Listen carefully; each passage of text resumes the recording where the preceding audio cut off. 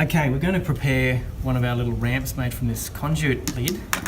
And I've got 4 metres of conduit here, which I bought from the electrical supplies place in Armidale. And I'm going to cut about 1 metre of just the lid. I don't want the conduit, but I want the lid. So here's my lid for the conduit. I'm going to make one of these. So I'm going to cut that at about 1 metre.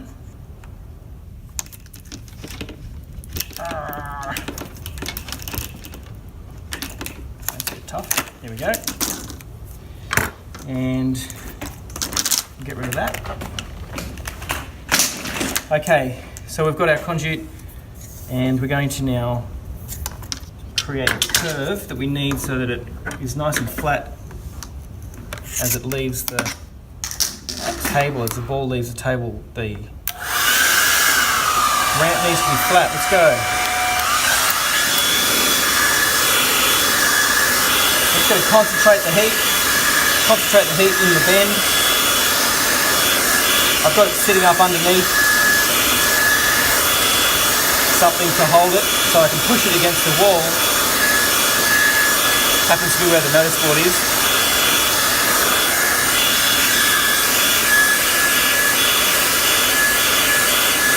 Don't go too hard, otherwise it'll flex out. Starting to get a bend.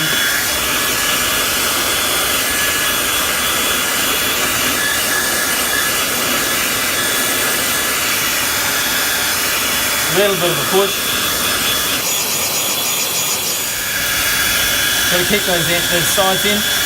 Not that the ball's kept in by those, they're kept in by a central track. There we go.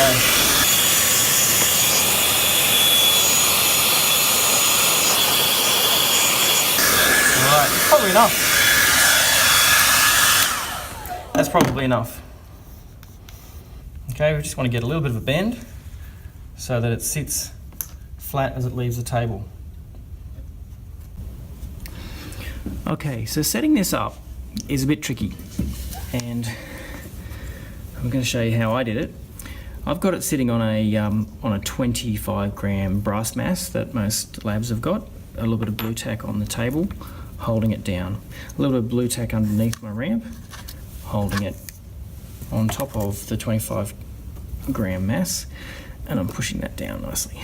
I'm supporting the back of it with a book, and the whole thing could be held up by a boss head and clamp on a retort at the other end.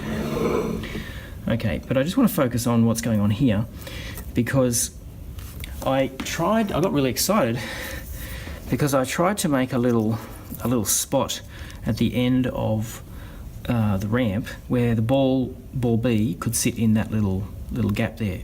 I got really excited because this was going to end up being just a one-piece bit of apparatus. But the problem with that is that as the larger ball comes down, ball A, and hits ball B, it hasn't left the ramp yet, which means that it tries to go sideways, but it can't because there's these tracks here. So therefore it gets a force on it applied by the track after the collision, which is totally going to muck up our maths of our conservation of momentum, because we've got no way of accounting for that. So the ball A has to completely leave the ramp before the collision happens. So this, as an idea, as nice as it was, we can't use that. So put that to one side. So what we've got instead is that the ball is going to leave the ramp, but it still needs to hit ball B, and so I'm using a little T, and that T is a little piece of Lego, a little Lego nut, and I'm placing that just on the edge of the table so that I can place ball B on it like that. So that we do it the same time every time-ish, we're going to put a little dot there, so that every time we do the collision, we'll put the T on the dot, we'll put the ball on the T, and away we go. So that our ball comes down completely, it will leave, particularly if we move this back, it will leave the ramp before it has that collision. Obviously it just also needs to leave the table and not catch the table on its way down. Bit tricky, and the taller you make either both the T and this little support, the safer it's going to be in terms of it catching the table. But with this little setup here, I can see that the ball is going to have left the ramp before it hits the ball B, and it's also going to clear the table.